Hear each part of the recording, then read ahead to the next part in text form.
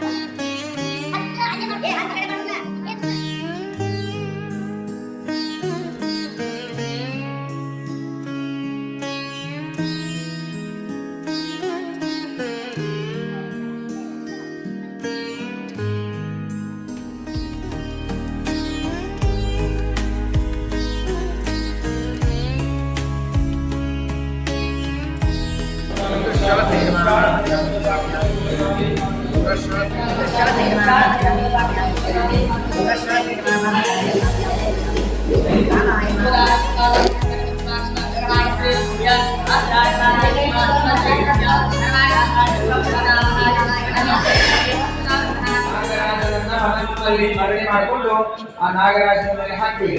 ನಾಗನ ಪ್ರತಿಮೆ ಮೇಲೆ 2 ಕಾಳು ಅಕ್ಷತೆ ಹಾಕ್ಬಿಡಿ.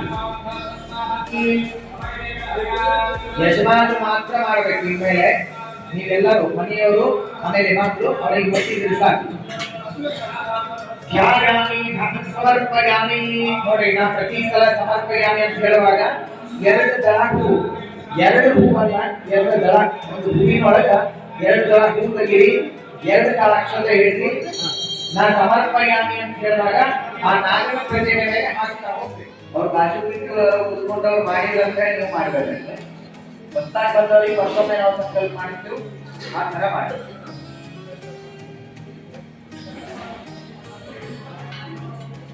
ನೋಡಿ, ಈಗ ಹೊಸ್ತಾಗಿ ಬಂದವರಿದ್ರ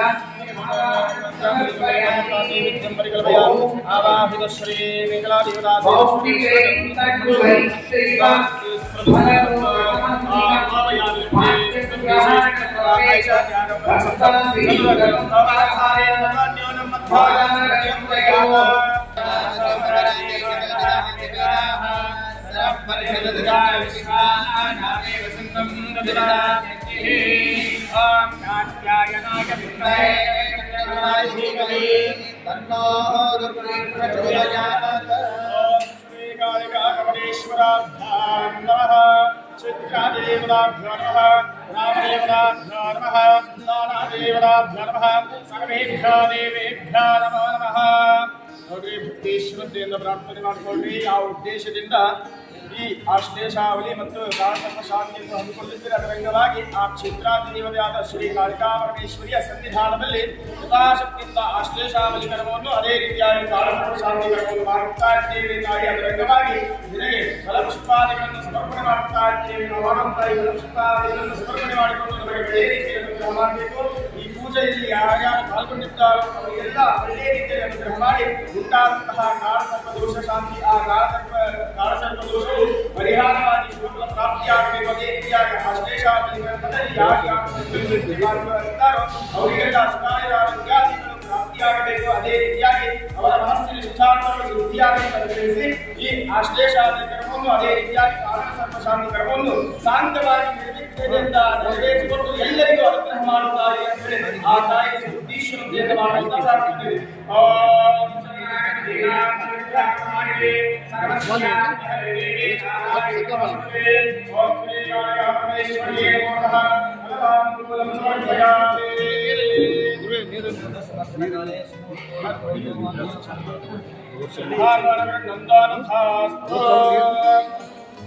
ಈಗೆಲ್ಲ ಬರೋದ್ರೆ ಅನ್ಸುತ್ತೆ.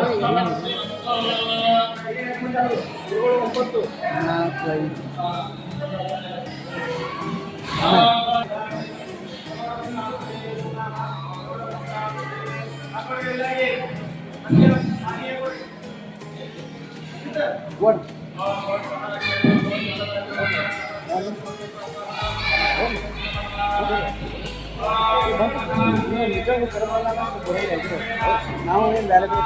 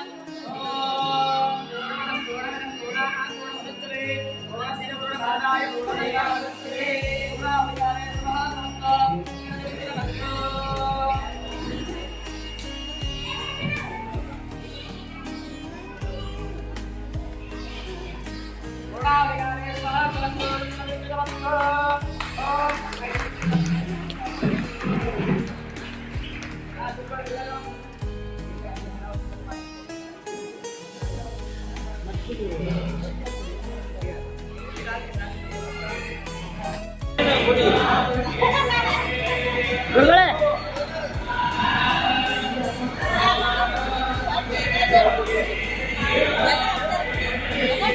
ಸ್ಪಂದನವನ್ನ ಮಾಡ್ತಾರೆ. ಅದಕ್ಕಾಗಿ ಅದರ ಹೆಸರು ಜನಸ್ಪಂದನ ಅಂತ ಇಟ್ಕೊಂಡಿದ್ದಾರೆ ಅವರು ವಿಚಾರ ಮಾಡಿ ಏನ್ ಮಾಡಿದ್ರು, ಇಲ್ರಿ ಮತ್ತೆ ಈ ತರ ನಾವು ಒಂದು ವಿಚಾರ ಮಾಡೀವಿ, ಇದನ್ನ ಮಾಡಿದ್ರೆ ಹೆಂಗ್ ಆಗ್ತದ ಅಂತ ಹೇಳಿ ಸ್ವಲ್ಪ ಮೊದಲು ನಾವು ಬಂದು ಅವರು ನನ್ನನ್ನ ಕೇಳಿದ್ರು. ಇದು ಮಾಡಿದ್ರೆ ಒಂದು ಒಳ್ಳೆ ವಿಚಾರ ಅದ. ಯಾಕಂದ್ರೆ ಒಳ್ಳೆ ವಿಚಾರ ಸಣ್ಣವ್ರು ಹೇಳಿದ್ರು ತಗೋಬೇಕು, ದೊಡ್ಡವ್ರು ಹೇಳಿದ್ರು ತಗೋಬೇಕು. ಸಮಾಜ ಅಂದ್ರೆ ಹೆಂಗದಪ್ಪ ಅಂದ್ರೆ ಒಳ್ಳೆ ವಿಚಾರ ಎಲ್ಲಿರ್ತದ ಅಲ್ಲಿ ಸಮಾಜ ಇರ್ತದ. ಅದಕ್ಕಾಗಿ ಈ ಒಳ್ಳೆ ವಿಚಾರವನ್ನ ನಮ್ಮ ಮುಂದೆ ಬಂದು ಹೇಳಿದ್ರು ಅವರು. ಇಲ್ಲ ಈ ತರದ ಒಂದು